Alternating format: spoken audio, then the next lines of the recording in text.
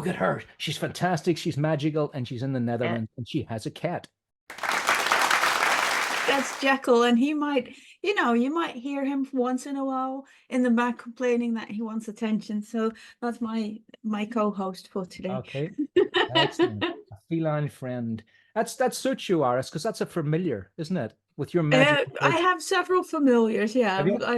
I used to have 2 cats. I used to have Jekyll and Hyde. Hyde died sadly, and Oh, now it's just Jekyll. Then we have a bearded dragon called Voldemort. really? He used to have Bellatrix as well.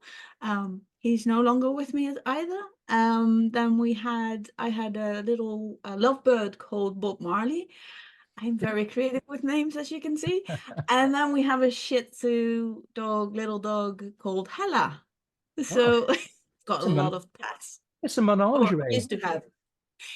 If it was up to me, I would also have like a little pig and some chickens and pygmy goats, that kind of stuff, and anything really. It's like You're talking like an American. When I I see want it. America, This is and a I see farm. people Yeah. with, I've heard that in America, the number one pet is a duck. What? Duck? Yeah. duck? You can have ducks. Yeah. Not a dog. A duck. Have you guys got ducks? No, but I know people with ducks. Yeah, my boss Those has a people with duck. ducks. Has Yeah. ducks. Yeah. I can't imagine I that. used to have people- ducks. I used to have them. Did you? Well, that Yeah. is very Netherlandish. I can imagine ducks just whack, whack, whack around the Netherlands and the rolling green hills. That's how I imagine. We Actually, don't have rolling green you hills. don't? You've clearly not been in the Netherlands. No, I was going to say, Aris, shame on me. I've been to the Netherlands. It's as flat as a pancake. It is. Well, the only area we have rolling green hills is probably the province of Limburg, which is more to the German and Belgian border, which is the only part that has some kind of hill-ish idea. One of the first places I ever visited was Rotterdam. I remember that a long time ago. I'm so sorry. I know. There's not much there. Well, it is now. I mean, Amsterdam's Rotterdam, nice. yeah, there is now. Yeah. Well, you know that we seem cruel saying that, but basically I was in the Navy, so all I saw was a big dockyard. And so that was that, But I remember the That's Netherlands. basically Rotterdam, yeah. Yeah, but you tell it was one of the nicest memories because you're an hour ahead of the UK, or is it an hour behind? Which one is it? It's ahead, is it? Ahead. Because you're ahead, what happened is we got there on New Year's Eve, and because we were new in the town, we were just like come off a ship, and I was just a young guy, I was only 18, and they had a New Year's Eve party for us, for the sailors. I said, and then an hour later, it was New Year's Eve again in the UK, and they had it again. So we had another. It's brilliant. I'll never forget it. Well, let's get in and find Aris. There she is. You're following me. I am. I know. It's so creepy, isn't it? So creepy. Okay. But I think you were following me in a LuxCon. I remember looking around, you were always there. So there you go. Yeah, couldn't get rid of me. All right. So here we go with Aris's wonderful work. And what I'll do, Aris, is I'll just take a little walk through it. Have you got a LuxCon stuff on here, like pictures from a LuxCon? Yeah, but I've recently been deleting a lot of my older stuff because of obvious reasons where AI was involved. I was like, okay, I'm gonna just delete a whole lot of work that's like really old. And it's been a chore, but there's a whole lot on that. Yeah. And it's not always as good, but Well, I tell you, I love this. And before we get started, the idea with Aris coming in today is I want to see a woman's perspective. We don't see it so much. We had lovely Vanessa Lemon on last time, and we don't get many women artists on. And I wanted to hand this over to the Virginians, Rachel and Melanie, to ask most of the questions while I just sit back and every once in a while have a mouthful of porridge because I'm starving. So I'm gonna let the women rule the roost here. As if you need my permission. Patrick's gonna let the women rule the roost. Ladies, have fun.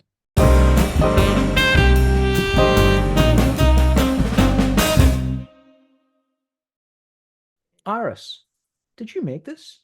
Yeah. What from? This is actually I sculpted this in monster clay, which is a an oil-based clay that you can reuse. And then I made a mold and cast it in resin. And I started doing sculpture again after many, many years because I was back in 2016, I was still working a day job as a graphic designer. And I was basically doing the work of two people. Meaning that I was behind the computer all the freaking day. And just that repetitive motion just killed my arm, you know, we all Oh know yeah. that pain. Mhm. And it was during a period where I was also working on a whole lot of my own stuff because I pretty much had given up. This is a whole story, but pretty much giving up on trying to get a career in the arts, and I was like just doing my own thing. But I couldn't draw anymore. But the Whoa. ideas kept coming. So I was just looking for a way to do something creative and take away pressure of having to, you know, perform, and also something that was using different muscles. And the monster clay you heat up in a microwave to soften it up so it gets warm, and that needing that warm clay really helps my problems. And it turned out to be something I really, really enjoyed doing. So It's I've gorgeous. turned to doing sculptures a lot because I feel it makes me a better artist, Yeah. 2D artist as well. I think about the shapes more now as a 2D artist because of the 3D background. I'm thinking about the butt or the backside of a creature. If even though you're only going to see the front, Yeah. but I need to know what it must look like in space. And you know, going to Rome, seeing the Bernini statues, Mm. knowing that every single statue is interesting from every single angle, Yeah. that helps me. You know, that's what I try to do with my 2D art as well. Like, what would this look like three-dimensional? Hmm. Um, and, you know, I've had a lot of people ask me if they could sculpt my creatures, and it feels wrong. It doesn't feel right for me to have somebody else take something that I've made and then turn it into 3 dimensions when I can do it myself. Because Yeah. these are my babies. Just don't touch my Sure. babies. Leave them alone. Because I Are want to do you? it to myself. But So Ara, yeah, I do. have you considered? I mean, you probably have, because I'm just looking at this cold, making molds from them and making multiple. Is that what I the do. idea is? I actually, yeah, I sell these on my web Oh, you shop. don't. Yeah, So how? yeah, and this is my newest. I'm not sure if that shows up, but this is my newest. That's what I've used for the, because it was so amazing looking. I used that for the flyer for this. Yeah, yeah, So do you do that yourself as well? Do you put the yeah. mold on it? Everything. You do everything. Everything from molding. I I had some help with from an amazing artist, like Rich Krink, who just you know, Oh, I this know is how Rich you Clink. do it. This is what you use. This is what you can do. This is how. I mean, I had never done molding, and all of a sudden, I'm doing a sculpt for a 2-part mold, which is this isn't a 2-part mold. It's just a simple one. But I have so many undercuts that will trap air in. So you Yeah, have to think about all these things. And I love that. I love that it's not simple. I yeah, love to push those boundaries, and I love to learn new things because, you know, for me, that's the fun part of being an artist, is learning new things every single time. And this is nothing to do um, with something I'm doing for clients. I never do this for clients. This is my stuff. yeah. I want to do it, and it's my relaxation. It's my hobby that turned into, you know, something else. But I never set out. I have sculptures that I made, and I made a mold from it, and I made, you know, resin cast, and turns out they're very difficult to mold or whatever. Um, and that's it. I spent months working on it, and it will never sell because it doesn't work out the way I wanted, and I don't care. Because Hmm. it's not about the end product, it's about the doing and creating and finding out shapes and everything. And this is actually one of my favorites, the Green Man. Beautiful. And It's I something made I a really mini. like about your stuff. You like made this whole world and people come to you and you make what you want and then people Yeah, buy that. It's not like commission based or not like that. That's so cool. yeah, And I so don't you take were commissions at all. working with the clay, graphic design, and then working on internet, working with the clay like in your free time, you said?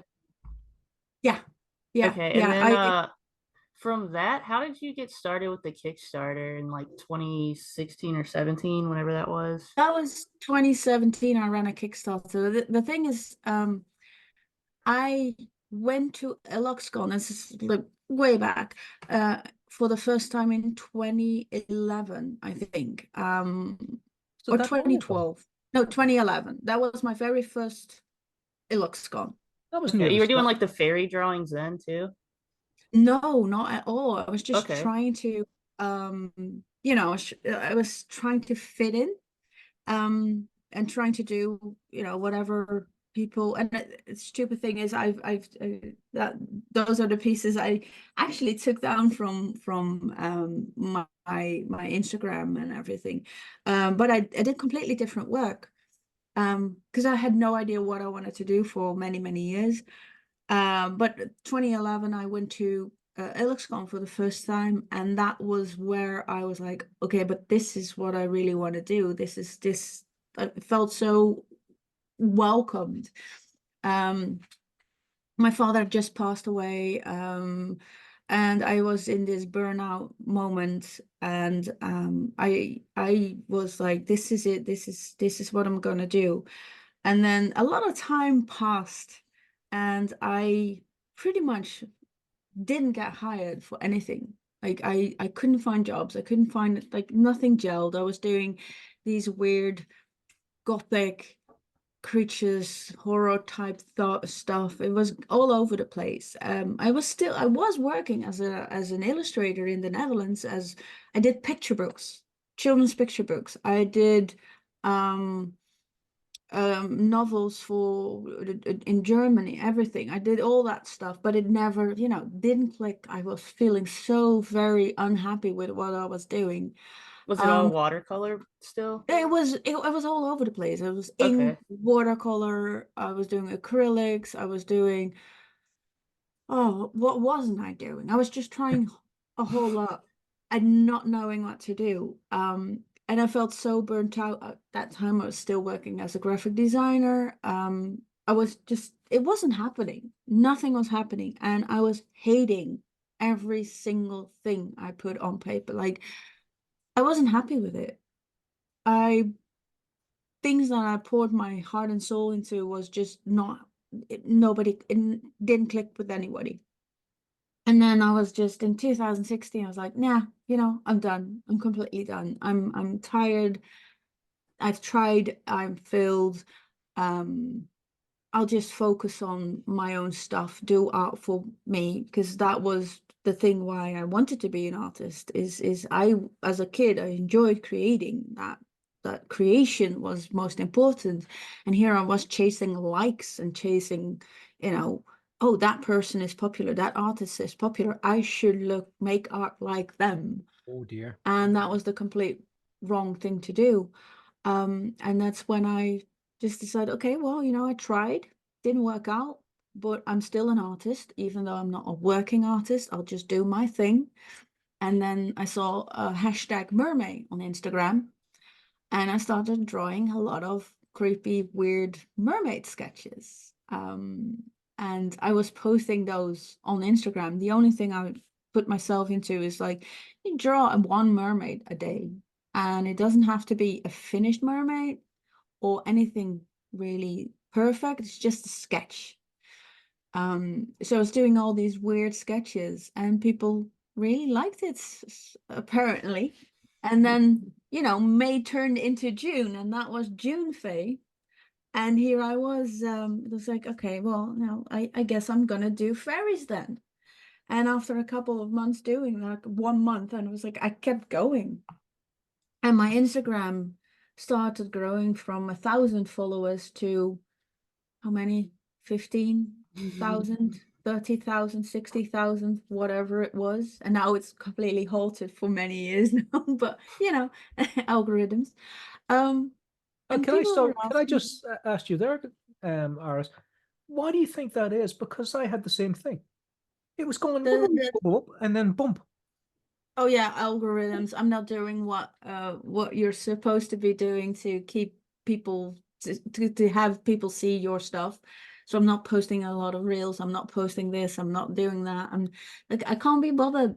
I'm not a content manager or whatever. I'm an artist and I post Yeah, whenever I have something to share that I feel I can share.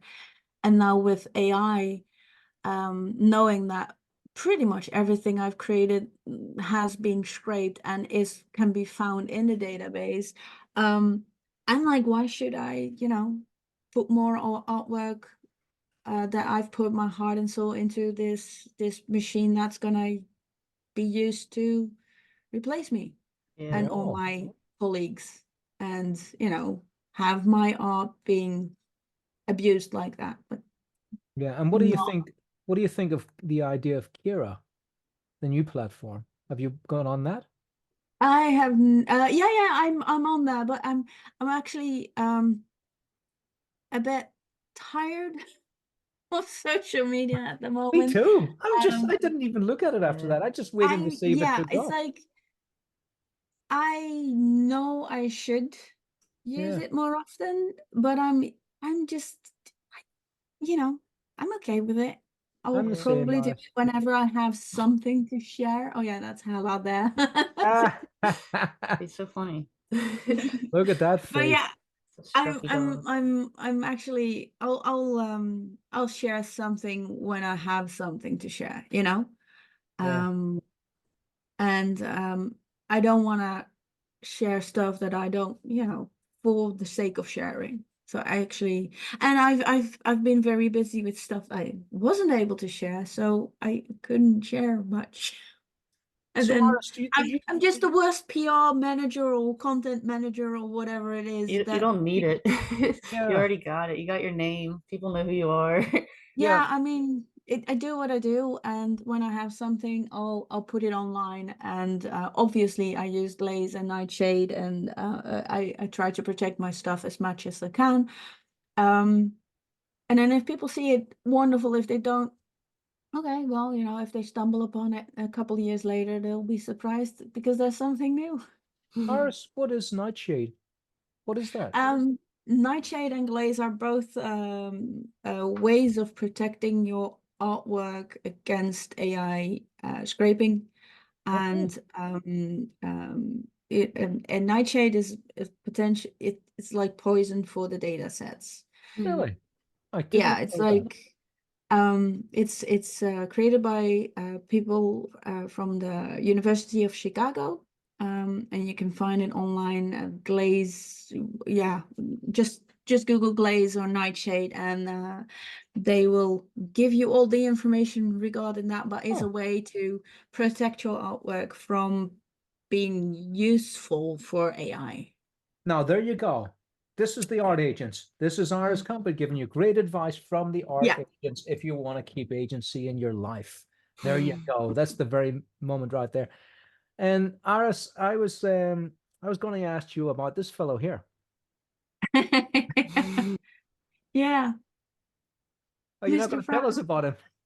Yeah. I mean, this is Brian Froud. This is my very first time meeting with Brian, um, in 2018. But I met his wife Wendy Froud in 2017. Oh, yeah. Or 60. I don't really. It's been a long time, but at Illuxcon, everything goes back to Illuxcon. Everything was back to Um, Luxcon. Was yeah, he there? Because I was in he Luxcon was too. supposed to be there, but he Oh, didn't fly at that time. So his art was there, and Wendy was there, and it was my very first time I was juried into the main show, actually. oh, So, and I was 37 back then. I remember because I was 7 years old when I found the book Fairies that yeah. Brian and Alan did. And that work is very fundamental for me and for many other artists, of course, because that was the Kickstarter, that was the flame, that was the kindling to my fairy and fantasy love. That's why I wanted to be a fantasy artist. Really? And 30 years later, here I am in the same show as my hero. Oh, I remember that book too. I had the same feeling way back Yeah. then. Wow, Yeah, this it was the gateway drugs, wasn't it? yeah, it was a beautiful book because it was so organic. It wasn't Yeah. there was a lot of airbrush art then, and this was watercolor, and it was really Yeah. beautiful. It was really Watercolors, beautiful. pencils is very, very real. And then when I started doing my oh yeah, when I started doing my own book. Is that Wendy Froud? That's not Wendy Froud, is it? No, that's a good friend. That's my really good friend, Brian. She used to have a gallery that was selling his artwork. Yeah. But yeah, I when I was preparing to do my own book, the Kickstarter for Fairies of the Fault Lines, I was like, I really want a foreword by Brian Froud. And I just emailed Wendy asking, hey, would he be willing and able to write an intro? Please let me know if what that must, I want to pay for his time, blah, blah, blah. And then I got an email back that Brian loved my work and would really want to do that. So here was me screaming and yelling about Brian writing an intro. Yeah. And then reading the actual intro made me cry. Aye. And that first picture you showed was me meeting him for the first time. And Was I was it? showing him that manuscript, the first printed copy of the Fairies of the Fault Lines. And since then, I've spent quite a bit of time with the Frouds, and we banter and we joke a lot. And here is me trying on the mustache because people always confuse me. They're like, "Oh, you're like Brian Froud." I'm like, "Yeah, I look very similar. Here's this mustache." Look exactly the same. So yeah, and there's no difference. But it's been wonderful to. They say never meet your heroes, but that doesn't hold up on this case because he and Alan are amazing. They are so warm and willing to share their knowledge and share their thoughts about art and what art should be and or could be. And I, for the first ever time, I felt understood as an artist because, I'm a chaotic artist. If you see my sketchbooks, they're all over the place. They're not clean. They're not good. I know there's tons of artists that are way better than I ever will be. But to hear him say the things that I feel very strongly about, it's like, see, I'm not that weird. And he's doing this. Like, I like art that is unfinished, for instance. I like art that's open. I love a lot of my stuff might not even pass the sketch stage, but that's a finished piece. And why is it finished? Because it leaves room open for people to come in and add to it. For me, art is good art when it's open for interpretation, when it's open to tell a story, when there's multiple stories possible. And it's not just a perfect picture, beautifully technically perfect, but it's just, it invites you in as part of the art. And to me, that's living art. That's art that will continue, that will go on and will keep telling new stories every single time. Every single person that sees the artwork will have a different story to tell from the artwork. And that's always what I found, but that wasn't the work that I saw winning awards and stuff like that because it wasn't technically amazing. But when I heard Brian say the similar thing that I was saying, I was like, I'm kind of cool. yeah. I know this. Yeah, where is So this, yeah, Aris? Where are you here? Is this England or is I'm this... at his home. This is in his garden. This is this is in Dartmoor in Chagford.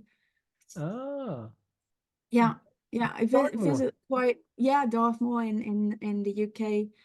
It's one of my favorite places to be, actually. It's I mean, the landscape is rife with folklore and tales. Every stone has a ghost almost, you know. Every it's just the whole landscape breathes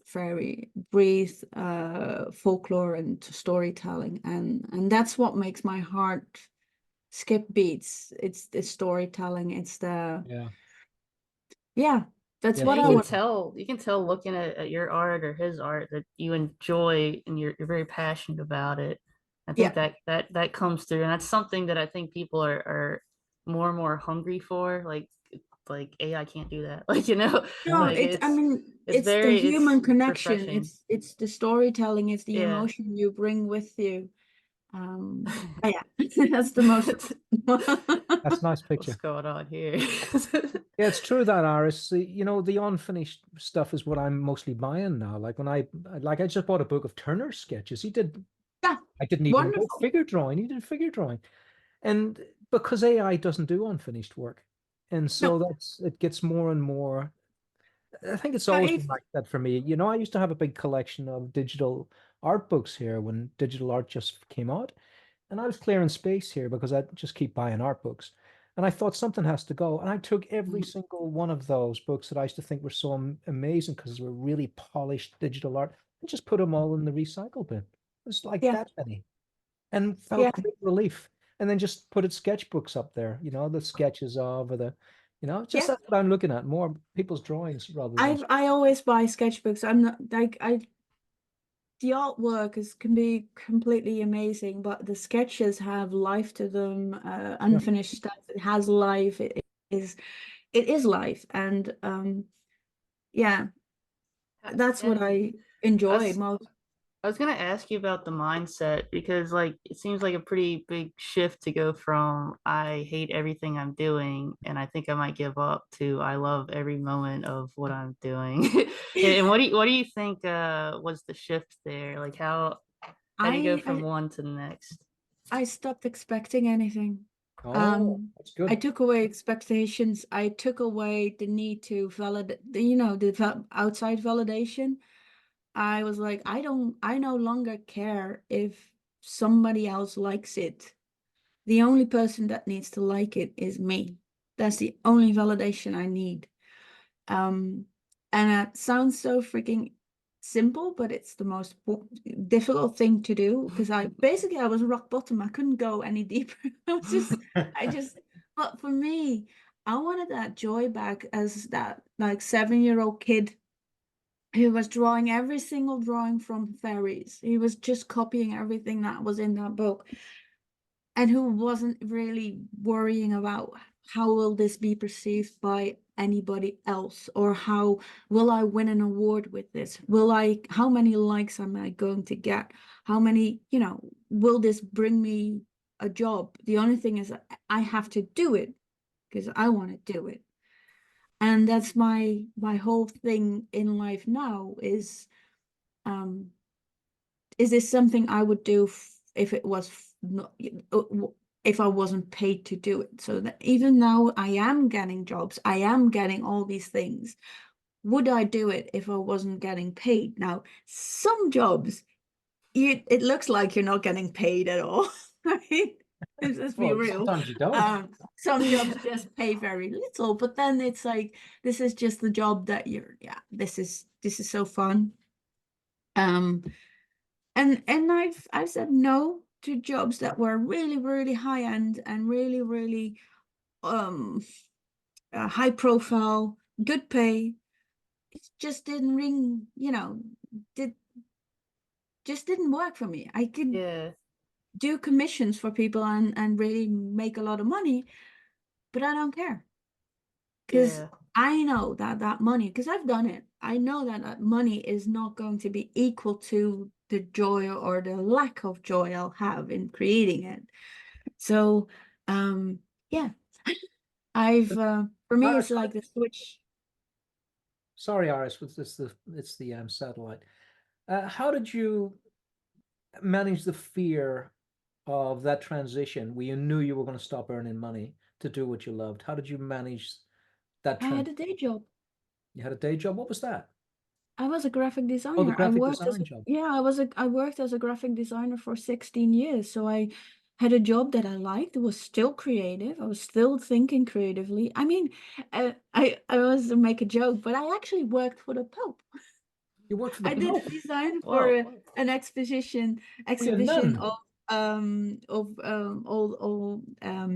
treasures of the Pope or the Vatican in the Netherlands, and I did design of a poster and a booklet and the logo and everything, and it had to be green lit by the Vatican. So I always like to make a joke that I worked for the Pope. That's I can't crazy. believe it. In an essence, I did. Yeah. But I had a really cool job. I designed books. I was very, it was creative. I learned new things every day. I was like, I like my job. It's paying the bills, and I can do my own thing on the side. I don't have to, Yeah. I don't have to. And that takes away so much of that stress. So when people ask me about it, it's like find a day job that really fulfills you, but doesn't burn you out and doesn't tire you. Now, in the end, it tired me out because reasons, but I could have That's done that. reasons. Yeah, reasons. Yeah, I mean, reasons. Yeah, that's the reasons explains it. I was doing the job of two people, which Oh is yeah. always not a good thing to do, because my colleague was sick and I had to do all the work. Um, but other than that, I really enjoyed what I was doing. So find a job that fulfills you, that will help you pay the bills, figure out how much you need to pay the bills, and do that. Just I worked. I started out a full-time work a job, then 4 days and 3 days, then stopped completely. So I just gradually started working less because I was doing more and more illustration work. And then when I came back from LXCon Yeah. 2016, 16. I I was there actually then. That's when you would yeah, have I one went year to on. my Saw boss you. and said, I'm handing in Saw my you. notice. I'm Yeah. quitting my job. I think that must be when I first saw you, Iris 2016. That could be. Because I go Then every you're 2 years. maybe guilty of me quitting my job. How So many we had, people? Oh, yeah. sorry, you can go.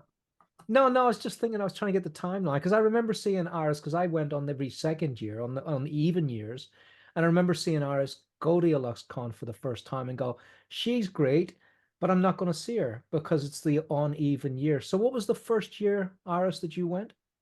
2011. I went, Oh, well, then I would have seen you after that then. yeah, and then in 2012 I skipped, and then 2013 I usually almost try to go every year because I mean it's expensive, but it was like a tribe or a gathering of like-minded people and Oh, who wonderful. inspired me. Yeah. I always came back home very inspired and also wanting to create. I mean, a lot of my friends are there, and it's worth it. It's been worth it. Um, and yeah, it's brought me good things. It has. And What was it what two? are like oh, I'm sorry. No, Go I was just ahead. trying to get, I'm all fixated on the time. Was it 2014 that you go on then, Iris? I'm trying to get the I year. think I did. I Then think I I would have did. seen you in Yeah. 2014. I Oh rest my yeah, but case. I rest my case. There we go. That's when I first met you. Go ahead. I'll leave it with the Virginians. I keep saying I will, and I keep popping back in. Okay. I Go keep ahead. asking about you got this new Kickstarter now, but the first time I ever heard of you was the original one, and it was like you seemed to like blow up out of nowhere with like this stuff yeah, that that was insane. That was so how many people helped you like set up the Kickstarter, and how'd you get like did you know the people who were making the books for you? Like how many other people were involved other than you to like make that original Kickstarter no one. work? That was just me. It was Oh, just you. So you did all all the because you said you did graphic design, you did all that stuff on the page there, you made all that. And then to I get did the it all. books printed, you already had like a someone in mind for that Yeah, to yeah, make the yeah. I had books. already. Okay. I mean, since I have a background as a graphic designer, I knew exactly who I wanted to work with and what paper to use and Okay. everything. So I had already had meetings with my printer, and I chose to work with a printer in the Netherlands, so I could go and visit and stand next to the presses and say, "Yeah, wow, more black, less black, more this, more that." And I knew them. The only downside on that was obviously printing in Europe is more expensive than printing in China. But I mean, quality control, environmental issues, all that kind of stuff worked in its advantage of me choosing to go European. And I did everything. Yeah, it all went well too for just you, because I've seen other people launch a Kickstarter and then it takes like years for the book to come Yeah, out. no, People are I getting was very, angry. very. You were ready, and it was way more than you expected it to be, and you still got through it. Yeah, you thought I was ready, but I wasn't ready for this. Yeah. I mean, I was still posting about my campaign was going live on 21st of June in 2017. I was still posting online like, hey, my Kickstarter is online. When I got text messages from friends who said, it's funded, it's funded, it's funded. What? In I 30 remember that. minutes. 48 minutes after launch, I had met the full goal. And I was like, okay, I made a mistake because I had promised a free sketch in every book in the first 48 hours. Yeah, I watched all that too online. alright. You were And I was just like, like oh, this slogging is through gonna be a that. problem. What were you thinking? Yeah, I wasn't thinking that. I was thinking that nobody was, I was thinking maybe I could sell, like maybe I had 300 back because I knew I needed how many I needed to fully fund the book, the printing. So the calculations were fully done on just the printing of the book, and printing and shipping and nothing else. And then I didn't pay myself any wage. There's nothing that went. I mean, taxes, shipping. Shipping was like 40% of the entire budget. Yeah, it's terrible. Yeah, and then I had no clue anybody would ever want any of this. So it's like, okay, well, 300 books maybe, and then I'll have 500 printed, and then I have 200 to sell throughout the next couple of years. I ended up selling 2,500 copies. I think I printed 3,000, and those all sold within a heartbeat afterwards. Yeah, You did it was hundreds crazy. of those like original sketches in them, or paintings, right? Yeah. There was hundreds of them. Yeah, yeah. That's I remember 700. Yeah. 700 of Yeah, these. 700 sketches. I've done 700 sketches, unique sketches, by the way, in books, and then packaged 2,500 copies all in 2 months on my own. Jeez, that's ridiculous. Yeah, mind-blowing. I would Yeah. not advise doing this. What are Yeah. you doing different for the new Kickstarter that's different than Well, the new one that's running at the moment is run by my publisher, Eye of Nude. So it's a notebook, so it's not a book. It does have sketches in it, but it's more of a journal book, or okay. something that you can take with you and write or sketch in yourself. And that's done by my publisher. They wanted that book and they publishing it. Okay. But I am hopefully going to work on a new book very soon for myself. Oh. A new book in the Fairies of the Fault Lines, which will have text and images. And this time I'm going to work with a wonderful writer called Ari Berg, who is a professor of folklore and mythology and legend in the US. He's amazing. He's done a lot of books with Brian Froud as well. And because I'm not a writer, the book Fairies has stories in it, but it's all snippets just to give people, like, artists are storytellers, so we're used to having that brain work, but the normal people Normal people. How are you doing it? need a little push to get that imagination going, to look at things that are around them and see something different than just a rock, or the tree can be something else. And that's what the stories are about. They're just means of kickstarting that imagination. now the next book will be more story involved as well, because I've, you know, contacted a writer and we're going to do this together. But yeah, it's still Does she primarily freeze? my ideas, my I'm making something and handing it over and say, yeah, do your thing with it. So No, yeah, but that's an interesting thing, Iris, because you know, like going back myself in time What's going on in here? and I seeing think it's an artist mine. say my publisher, and you go, that's a magical life. But how did you get a publisher? How would a young artist get a publisher? How did you do that? well, you know, I had my fairies book, which did very well, sold out like not even a month after, I think, after the Kickstarter, and people really wanted it. So I had that book, that was my calling card. That was the thing. Like, I have a book ready to publish. It's already sold a whole lot of books and people wanted. So that was my main thing. That book was my portfolio. That was my selling point. And for a publisher, it was just a unique thing. They had a book that was already designed. The only thing they needed to do is print it and put it out. That was the only thing they needed to do. Did you contact them or did they contact you? I was already working with the people from Eye of Newt. So I was doing some, they are an Canadian publisher, and they have a food in the Inuit. They have a Inhabit Media, which is primarily Inuit stories and Inuit writers and creators. And then they have wanted to branch out into other books, and I was the first in that line of other books, and I managed to invite other people, other artists to you know, show them like, hey, this friend of mine has a really cool book, you shouldn't be interested in publishing that. But people like Larry McDougall, for instance, has his Guelph books published by them. And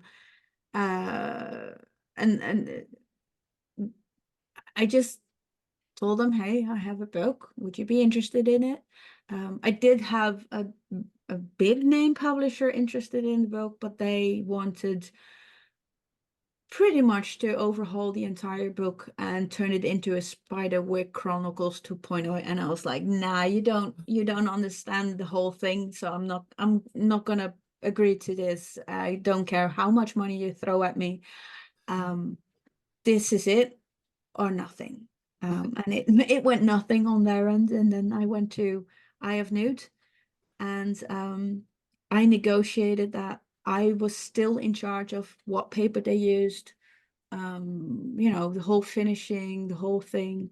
And it's been picked up by an Italian publisher, and it's coming out in Germany next month.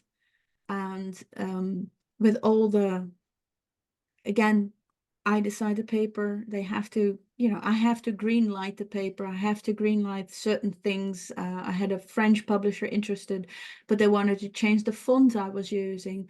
Now, there's people that hate the fonts I use, there's people that love the fonts I use, but there's a reason for everything. So the fonts I use or the paper I used has meaning for the story I'm telling. So you can't do this on a different paper or with a different font. And I was like, I'm not gonna agree to you publishing my book and changing pretty much everything about it that makes the book the book. Is that a wise business decision? Probably not, because I lost quite a bit of money in that, but it's about the book, it's about the story, it's about the book is the same size in all the countries, in all the languages. The book has the same cover in all the languages. The book has the same feeling of in the title in every single language. I have to vet everything.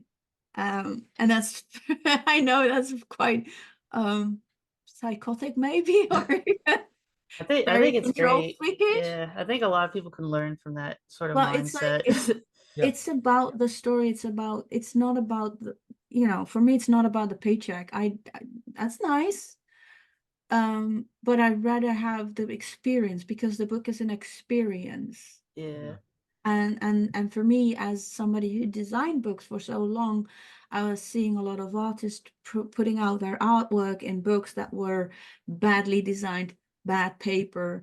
It didn't show up, that it didn't show their work in the best possible way it could be. And these art books are your portfolio. Yeah. And we It see it so should be often. Yeah. something that you love, that you will have next to you all the freaking time.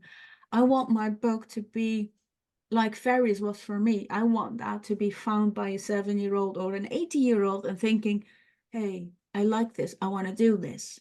Yeah. Yeah, that's And something that's, that when I find your stuff very inspiring. And I had a questions about creativity because where do you think creativity comes from? oh, Like, geez. I just It's a because very philosophical one, isn't it? yeah. Well, I've been Oh, thinking like it's like a muscle and you can work it out. And I think you've got a superpowered one. We're very, very creative because you've oh, practiced so much. thank you. Well, I mean, I think everybody is creative. Yeah. Everybody is creative in their own ways, whether it's in music or writing or, you know, what else can you, sewing clothes, whatever, gardening. It's all, it comes from you. You do some people do this more natural than the others. Um, and it's about honing those skills and honing that creativity and honing that, yeah, feeding it. Even it's absolutely feeding, not just by doing, but also by going out and learning new things, seeing new things, experiencing new things. Again, coming back to AI will never be able to do that because it can't take new things. It just takes and then, vomits out something that is um, taken from, it's awful. Well, as humans, we take our emotions with us, our stories. So I think if we give ourselves a prompt, you and I, we draw this, and we are two different people. We'll make two different things based on the same idea. So that is creativity. It's like tapping into yourself and unleashing that upon on a blank page or a canvas or whatever it is, and telling your stories. For me, that is, I think everybody is creative and a storyteller in essence. It's just about, as she said, muscle memory, just doing it, doing it, and doing it, and doing it, and slowly becoming better and better, and sometimes becoming worse. Sometimes. That happens. Iris, do you have any habits or creative practices that aren't related to making physical art that you think help your creativity? I'm ashamed to say no. should You know, be like walking ashamed. in the woods or So I have, yeah, I love walking in the woods. I love nature, anything nature. I mean, I crave some uh deep dark forest right now because it's too hot right now and I want the coolness of the forest. Um, but yeah, nature is my, that's like that's food, drink, water, anything, everything. Um, Landscapes, that kind of stuff. But I have a bit of a physical disability in a sense that I can't walk very fast and or very far. I used to be in a wheelchair, and that has its limit. I still have my limitations because of that. So that I can't do everything I want to do, but what I can do, I do in a full 100%. And I just can't go far, but I will go deep. Guys, I gotta step out for a second. I've just got something happening. Can I leave you with it? I'll be back just very shortly. Sure. Sure. Okay. Try to keep it going.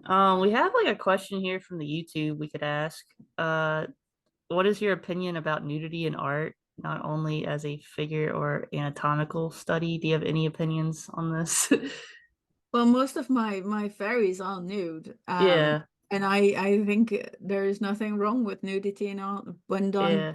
It goes Like back to that nature it's thing. as long, you know, I don't, it's a human body or a creature body. I'm not offended by it. And if it's not damaging anything, I mean, if it's not certain things and there's it's done with respect in a sense that nobody is getting violated, Yeah. that kind of nudity, I'm like, maybe not. But if it's like, I drew my first nude model when I was 11 or 12 years old. I was doing at that time I was in a wheelchair and the only thing I was doing was painting and drawing. So I was living in a special care home for children with a disability, and they were like, okay, Edith really likes drawing, so let's give her a course on drawing.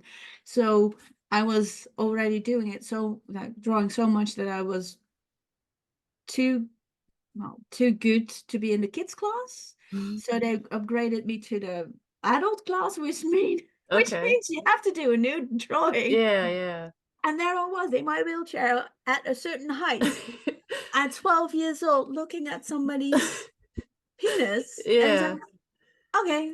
And it was weird for like the first couple of minutes. And then it was just a body, a beautiful thing of a machine that works in such an amazing way, and shapes. I saw shapes, nothing else. Yeah, yeah. It's not something sexual or anything.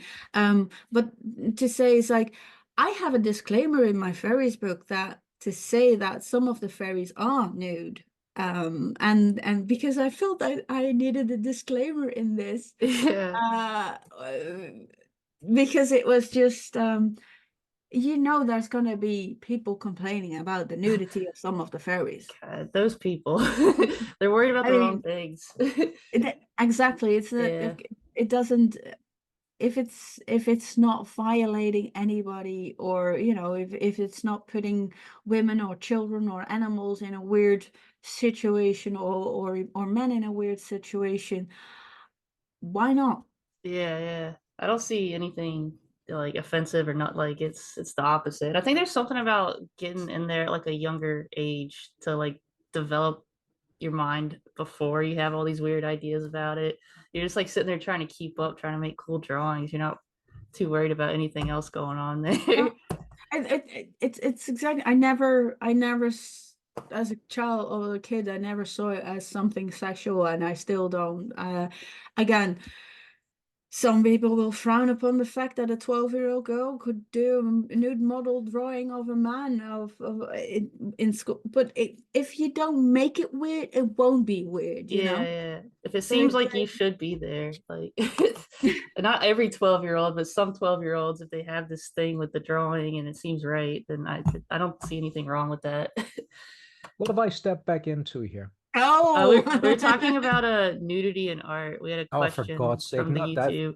not that Yeah, I'm again. sure you What got is, some opinions on oh, that. what is wrong with the world? Jeez. Yeah, and I think a lot of the stuff on the internet has also like trained people's minds in a certain way. So when they see certain images, they're just like they just have something stupid to say about it.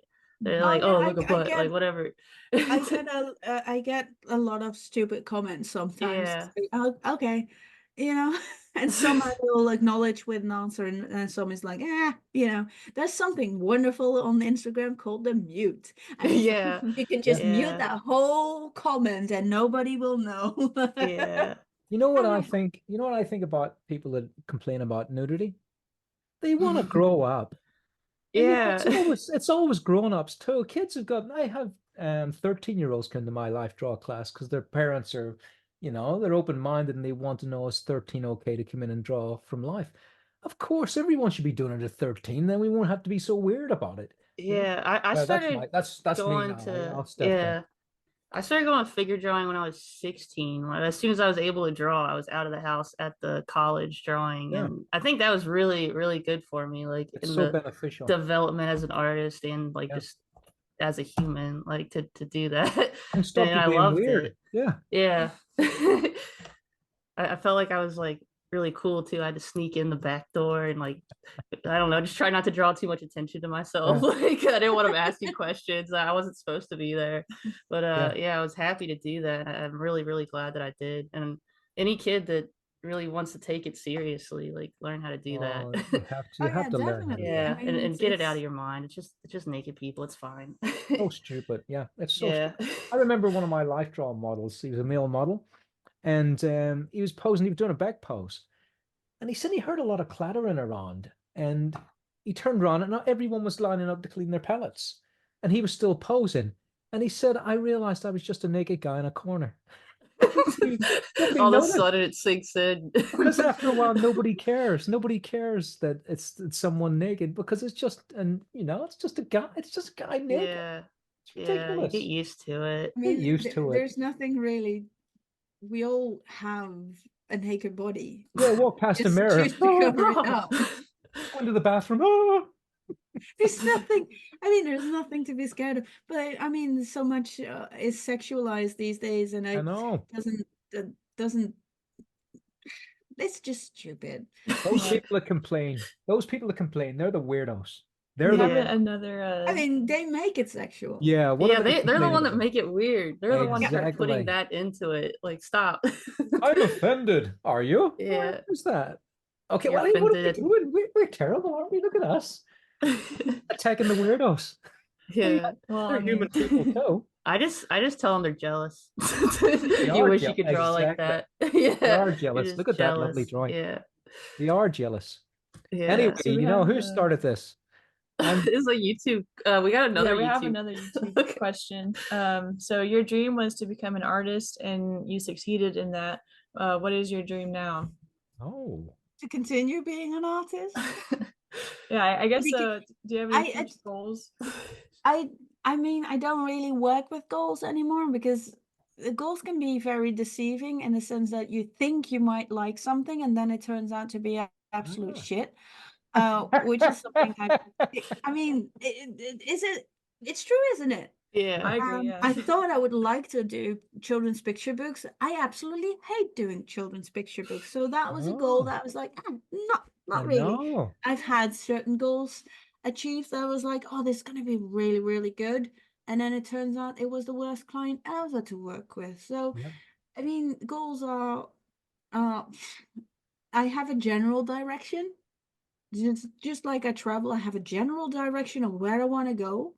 And anything in between is wonderful. If it tickles my fancy, if it makes me happy, if it ticks all the boxes, yes, I'll do it. And for me, I get this question pretty much every time, or what's your best piece? And so always I say the next one. The next one is going to be the best piece. And you're going to be your masterpiece? Well, the one that I finish when I die, because that's the last one I can make. And who am I to say this or that is my masterpiece? Because that's not me. It could be a masterpiece for somebody, and something else would be a masterpiece for that person. So I have no say in that. I don't even care about any of that. It's not even about the end result for me most of the time. It's about the creation, the process of creating, of that journey of putting that pencil on paper, or seeing how watercolors flow on my page or my paper, and just reacting to what's happening in front of me, being in that moment of creating, being in that it's like having a conversation with the artwork and with the materials, and then where do you want to go? Okay, you want to go this way. Oh wow, I hadn't figured out you wanted to go that way. Well, we'll go there. So as far as goals goes, I just want to keep creating, keep doing what I do, and adding to the world of the fairies of the fault lines. That's what I want to do.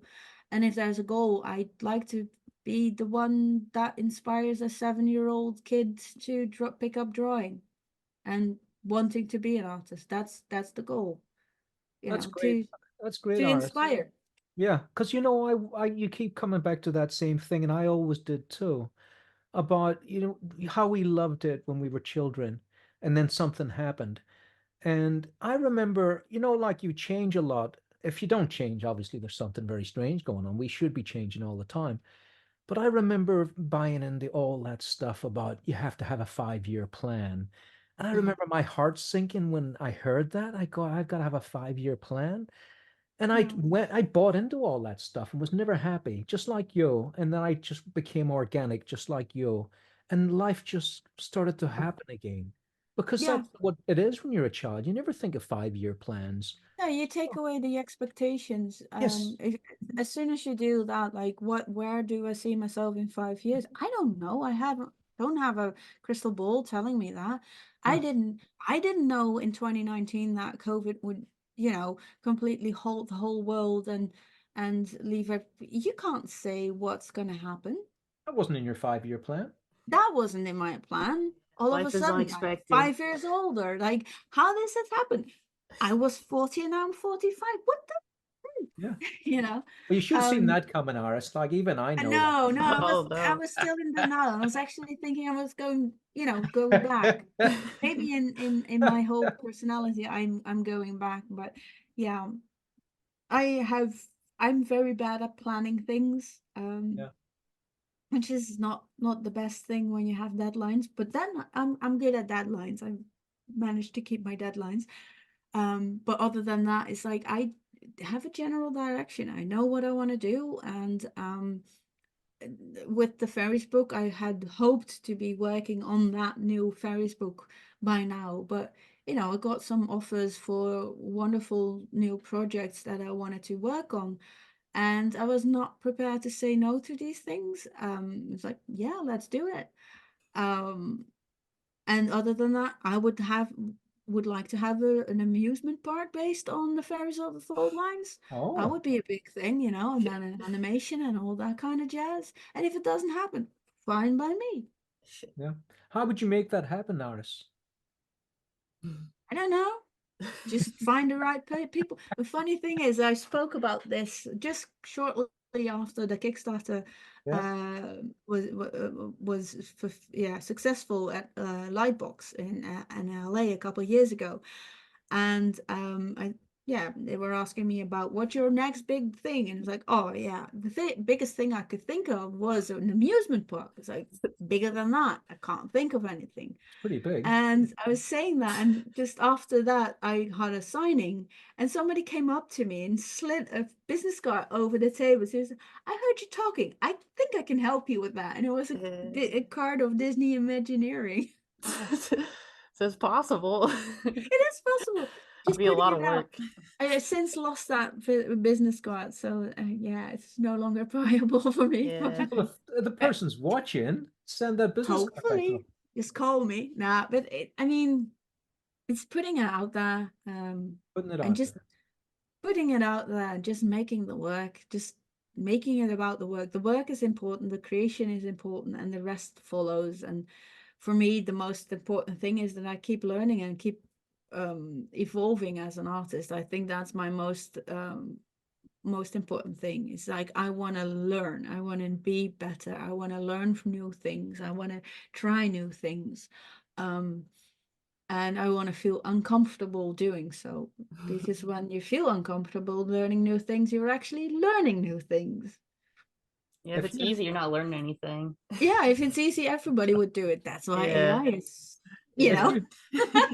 Aris, if you had to go back to, let's say, the time when you were thinking about becoming an artist, let's say that would have been what, 17, 18 or something, when you thought, I'm going to do this for a living? Oh no, I knew I was going. I knew at age 7.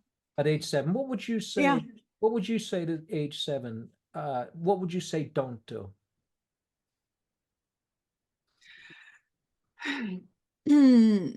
Don't listen to others. Yeah. What, nobody? No, I mean, in the sense that don't listen to others is not the right way to the right words or the right way to say this, but Yeah. don't put too much stock in the opinions of others, in a sense that what is most important for me is that I like it, and there was a period in my life where I put too much stock in what other people people thought about my artwork. So I was catering to their whims instead of my own whim. Disaster. And I think that was the thing that that made me lose the love for art. It's like I was so busy trying to predict what other people would like me to do and would like to see from me, that I wasn't making the art that I wanted to see in the world.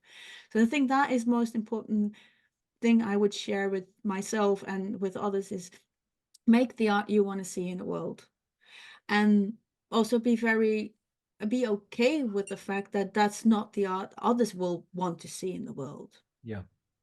And are we Because talking social media? Or are we talking general before? general, Yeah. general. I mean, I know that being an artist is something that a lot of people would like to do and would like to work for certain clients. I mean, I know there's a whole lot of people who would love to do what I did with the Dark Crystal or the Labyrinth books. I Yeah. get that, but it's not always something that is a given for everyone. And it doesn't mean you're not a good artist. It's just there's one job for that particular thing.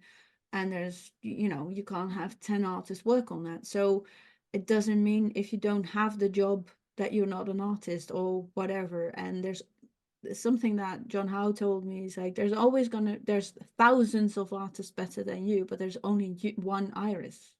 Yeah, that's a really good thing to hear. And that's like, That takes the we're pressure always right off. competing with other people and other artists, like for a simple job.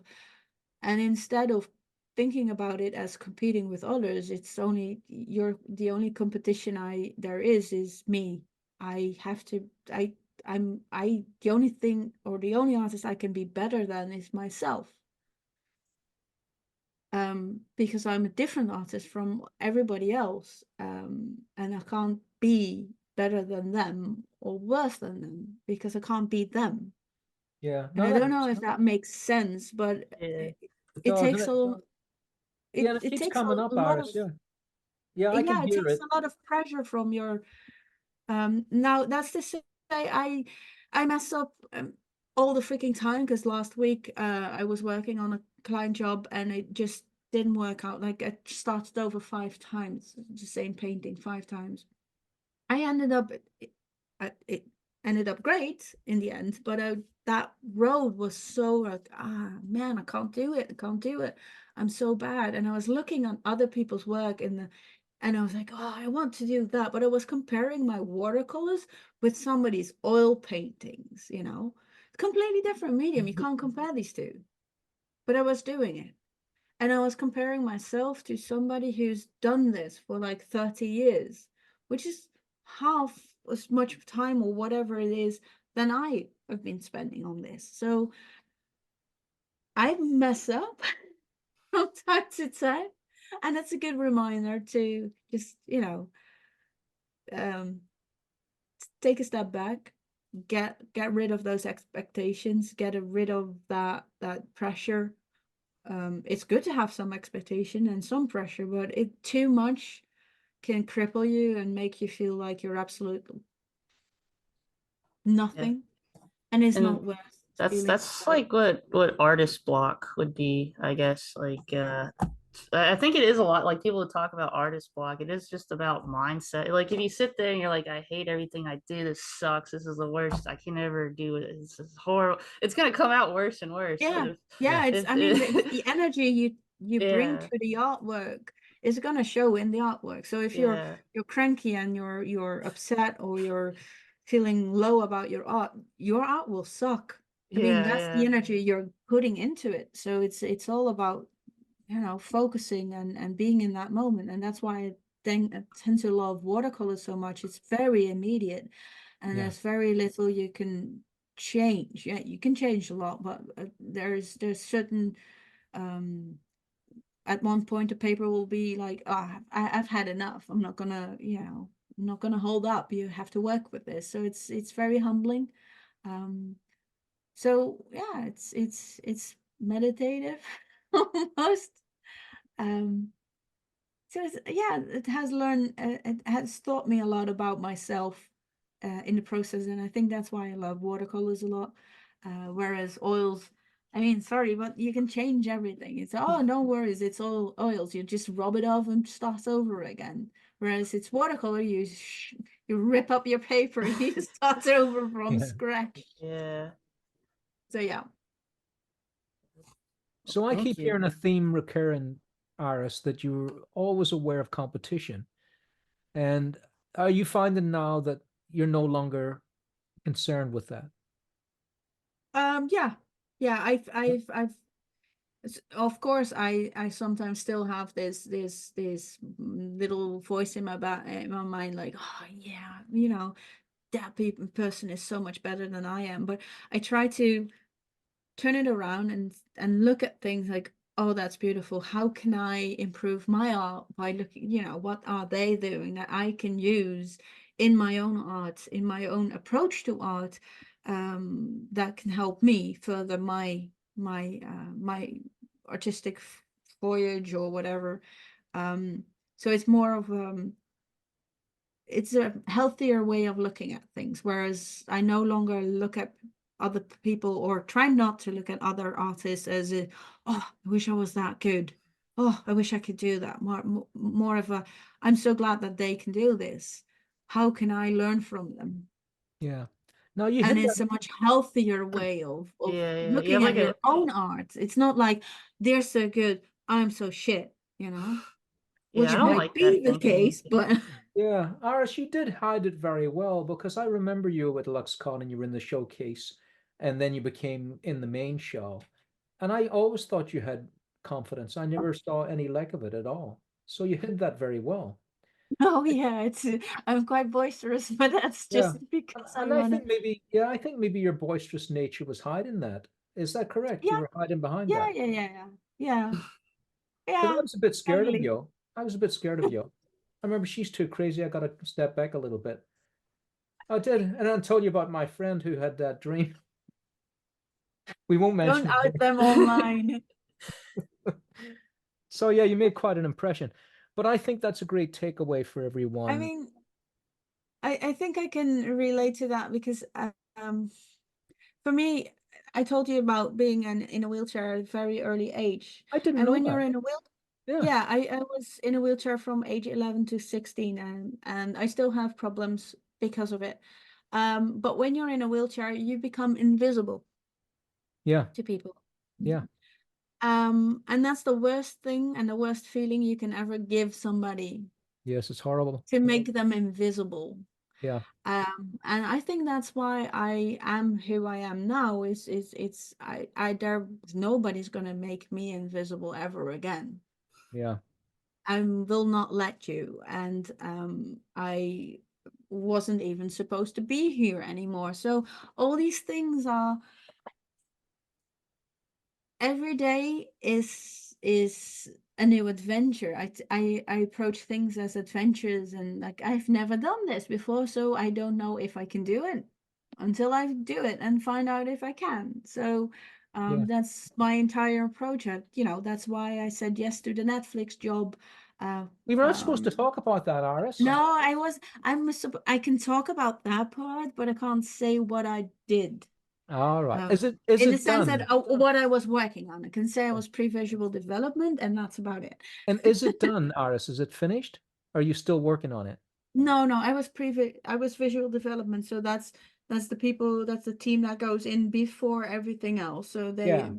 they design like what certain creatures look like, or Yeah. how this or that would do, or what a cow looks like in a world, or something like that, And is your part in that project done? Is it complete? Yeah, yeah, yeah, yeah. Yeah. And how long did you spend on it?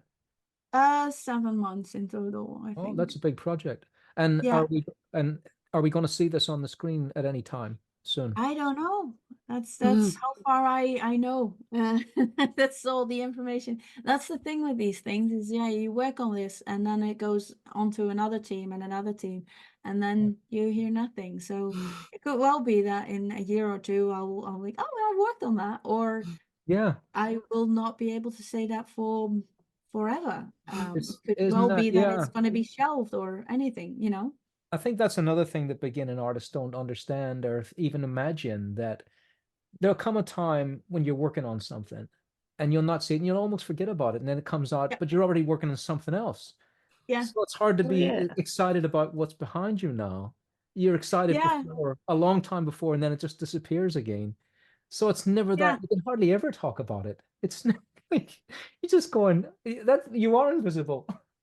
Yeah, yeah, in the sense that I am sometimes, but it's not long, not very long, thankfully. Yeah. But that's why, it was a thing that I was asked for, and I was like, yeah, I'd love to do it. I'd love to try it once. I believe in trying things, because I don't know if it would, be something I would enjoy. And in order to find out if you enjoy it, you have to do it.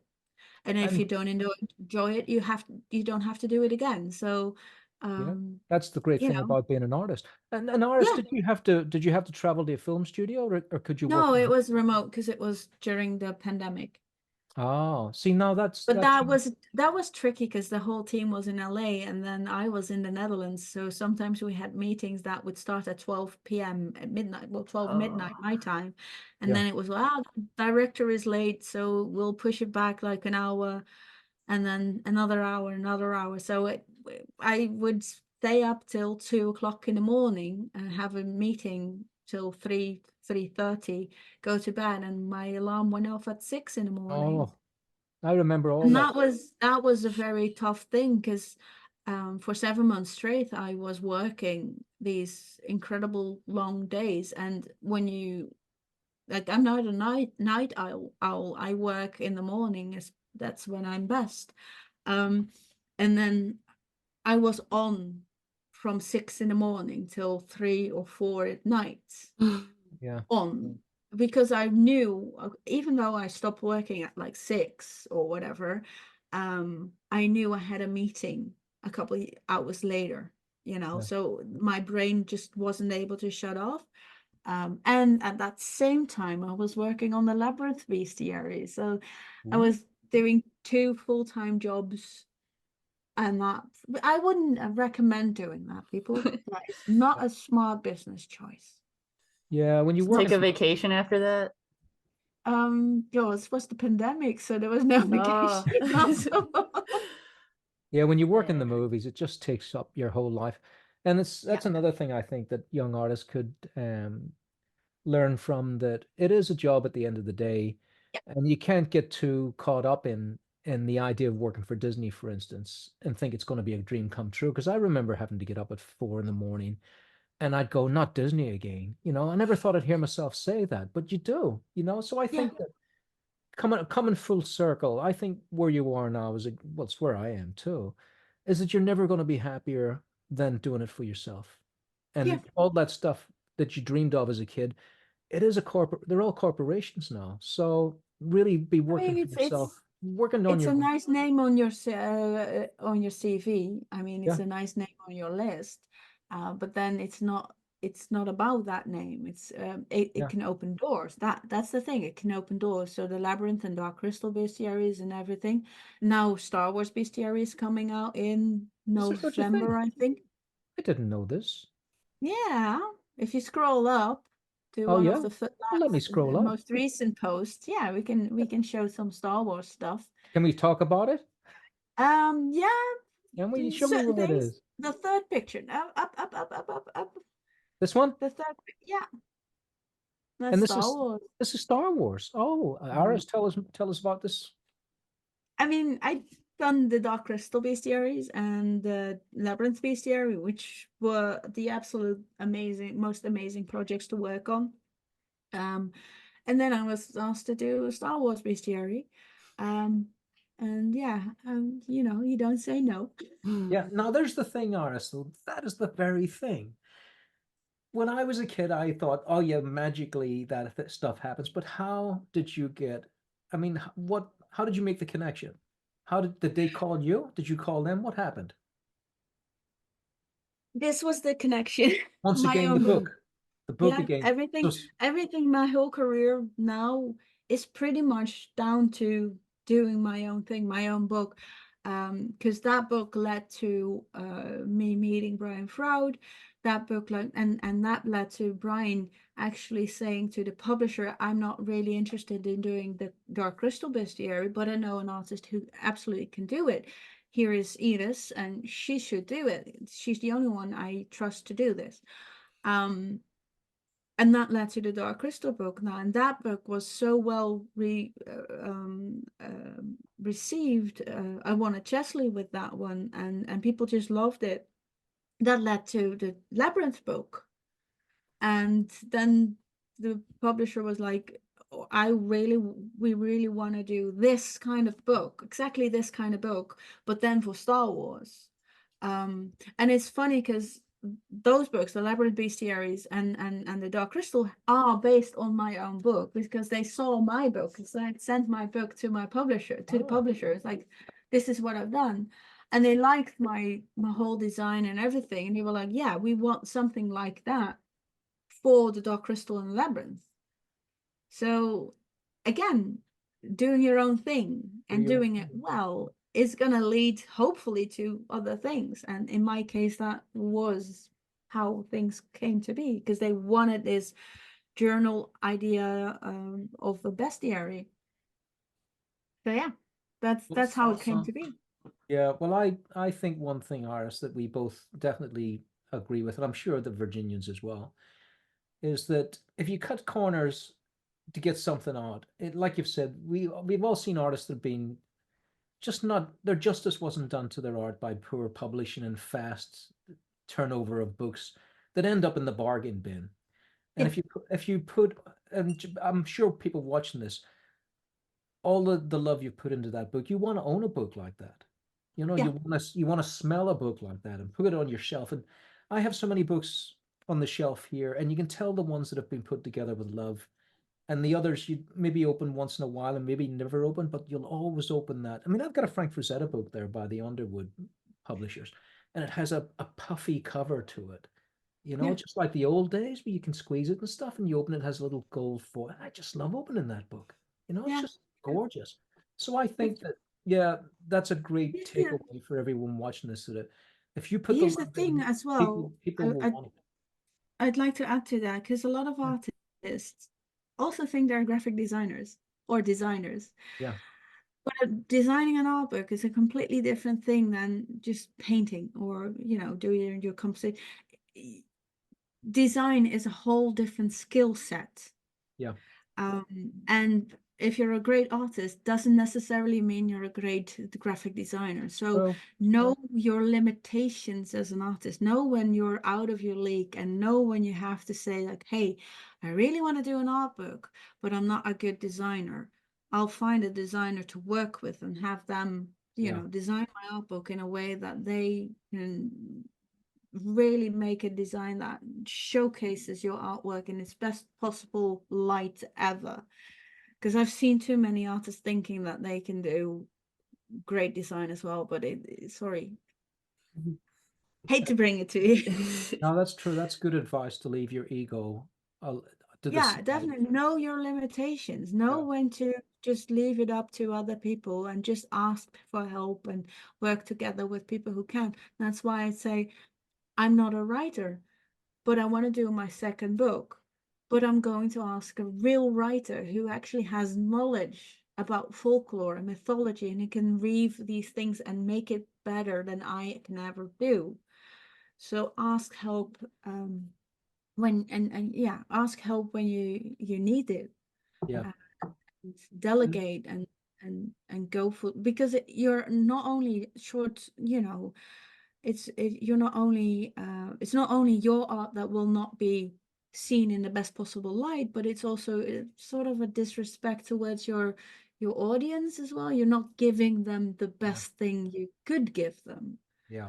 And when it's books like that, art books are not cheap. They're usually like $50 or even more. And if people, you can only spend that $50 once, and if you spend it and it's a book and you're like, oh, is this it? So disappointed. I don't want that. I don't want people to feel disappointed with what they buy. You know, I want them to love it as much as I love creating it. So Yeah. it's a little No, bit that's less great. ego perhaps, and just knowing where your strengths are and what you can do and can't do. Yeah, and find people that love it as much as you. Like I was talking Yeah. with my publisher, like back and forth for about a week and a half, just on the cover of the next book that I have. Just back and forth. He cared that much about where the typeset and where the image. I don't think this image is working. And thankfully, we're doing this together. And so I'm with him on that. Okay, well, yeah, he's got a point there. Well, what about this image, Yak? You know, it's not this guy is going to do this and you've got no say in it. You got to surround yourself, like I'm surrounding myself with the Virginians and now Iris, and it makes me look better. I I'll mean, just, it's we each have our own how do you call that, expertise, and somebody will, it's like getting critiqued, and listening to people. Just don't listen to any rando on internet, but listen to those people who you trust and who you respect, who you know that will say the uncomfortable thing only to make you better. yeah, that's a good point too, Aris. The rando, right? So many people are getting upset by random people just out there to make you feel bad. And there's so few of them, but they make such a loud noise that you can get caught up in that person who is just there for badness. We should address that every time and just say, let's call them weirdos too, rather than give them any agency at all to upset us, because they're out there doing it all the time. I can't understand where their motivation is. They're in their little basement. Maybe they must be sad. They're in their little basement and they get a little chuckle when they do something naughty. Probably 13-year-old kids or something. It must be that. So I would say don't be upset by anyone on the internet, because if they're saying something awful, it means they're jealous or they're wishing they could have what you have, whatever that is. Well, just want to address that, because I used to meet people so many times, artists that upset about nobody, about somebody that hardly even enters their life for a millisecond, and they get Mhm. upset for days on it. So Yeah, but I can understand why you'd be upset. I mean, I stopped reading Amazon reviews or anything like that, because yeah, I've it's had always people somebody. say that And they no, that my fairies book, oh well, it was scary fairies and they were ugly and they were this and that, and it's like, oh well, you clearly haven't ever, seen anything Brian Froud did, because yeah. he's done some scary stuff. But it's an opinion, but at the wrong time in your in your life, it could really be crippling. And other times you're like, okay, well, that's an opinion, and opinions are like butt cracks. Everybody has one, but you don't have to see it. Well, we see too many of them. Yeah, Isn't yeah. that I what mean, TikTok? it's Is that opinion. TikTok? It's one opinion, and it's not going to change. Uh, There's, I don't think there's an opinion that will change my goal of being an artist. Yeah. I think Like, also it's a cultural thing too. Like for instance, where we come from, the north and the cold, there's a lot of, like, fairy tales are actually quite dark, aren't they? It's not like oh yeah, Disney fairy tales. And I remember my mum once, I was really scared. You know, when a cat at night, you can hear cats screaming, like, ah! Did you ever hear a cat at night? And Oh yeah. it's terrifying. And I remember being scared, and I says to my mum, I shouted out because because I had all sisters, so I had my own little room. And because I was just a kid, and I says, Mum, what's that noise? And she said, that's a banshee. I says, what's a banshee? She says, it's an old woman that combs her hair and cries when someone's going to die. That's what she told me, and then closed the Help door. you sleep. again, that's the Irish for you. I just like this. Is it me? Am I going to die? And then the cat went, wah. She must be sitting on the yard wall, says my mum. Well, yeah, it might be that. It might be that. People are a little bit, cotton wooled, a little bit like that. Could be them. It could be them making the big noise on the internet. So I would say shut that noise out. And you know what I'm starting to do, Aris? I'm starting to go to the bottom of the comments to see the horrible people, just for a bit of fun. Just a see what they're laugh. up to. Sometimes it just a can laugh at really it. be, sometimes it can be really funny to see somebody. And then like I said, then I mute their comments so they go off. And nobody sees it, and it's nobody like sees it. I'm the That's a only good one one. seeing it, and like chuckle, oh yeah, keep going, just keep digging. It's like, You know what? it's You know what just- I do, Iris? I love it. I press love. They go. I think you're a rotten artist. You can't draw well at all. And I put a little love heart. Don't Thank know what to do with it. And it says Yeah. my name. They don't know. They have no idea what to do. Maybe they'll even change. Maybe they'll go, I'm awful. He's a lovely person. Hopefully that'll change them. I don't know. I But think I- it's valuable to figure out how to identify people who want the best for you, and then Yeah. everyone else is taking all Yeah. opinions with a grain of like salt, just a little piece of them. yeah, Yeah. Don't take them too seriously. definitely, you know what, definitely important. And I think Yeah. the best way to do that is just go out and actually physically meet people. So that's for Yes. me, AluxCon was that for me. It's Yeah. going out and meeting all these people that I find interesting and inspiring, and also very fun to be around. And I remember with Patrick, we talked about me going to Belfast, and you were like, Yes. "Oh, you say Belfast as if it." Because you have a sort of Belfast accent. I've noticed that about the Netherlands. That's true. It's like you got a sort of sing song, just like people from Belfast. I'm trying. I'm hoping to emigrate to Ireland, so I'm trying Yeah. to get that Irish sing song. Well, you already have it. You got that Irish sing song. So You know, it's the same thing. I'm trying to integrate that. I mean, You already have it. You know, cool.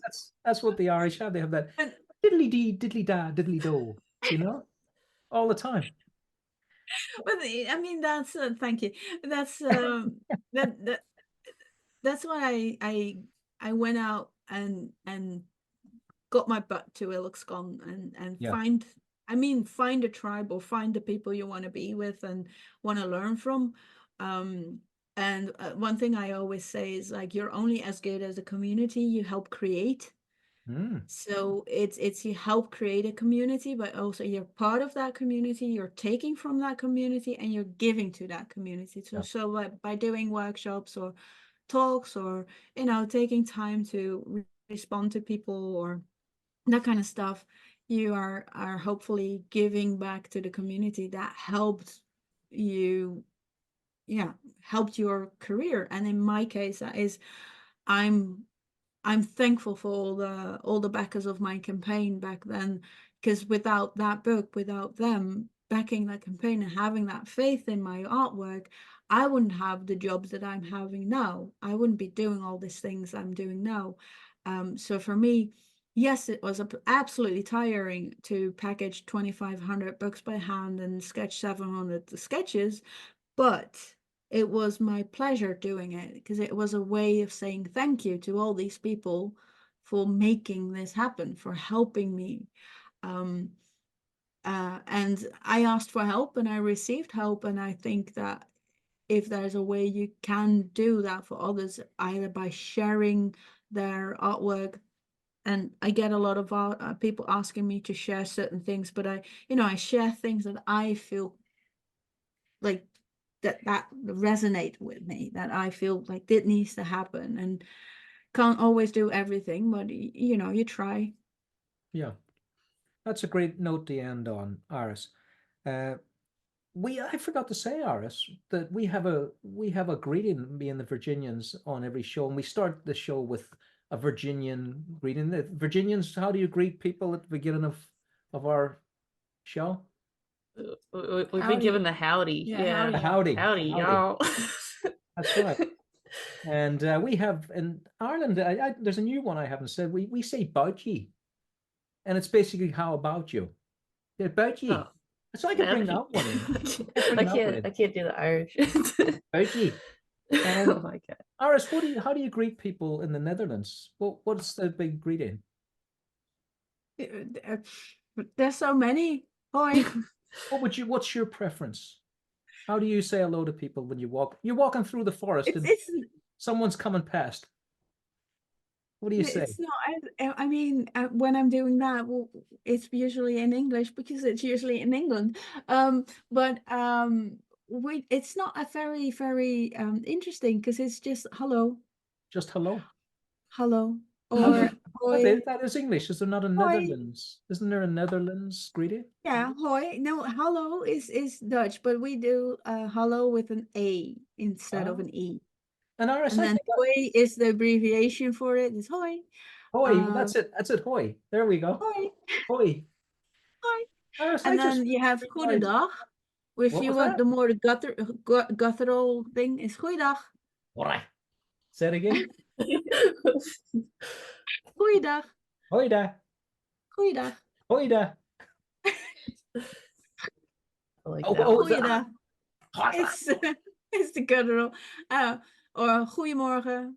Goedemorgen. Goedemiddag. So I can't say it goeiemorgen either. is good morning. Goedemiddag is good afternoon. Goedenavond, good evening. Oh, yeah, fun. I get it wrong every time. Iris, I've realized I've been calling you Iris and your name's Iris. Yeah, I just learned that today too. I know Why it's didn't you all tell good. us? It's all good. I respond to anything. I've usually when people ask me how to call me, it's like it's Iris, goddess of mischief. It's all good. Right.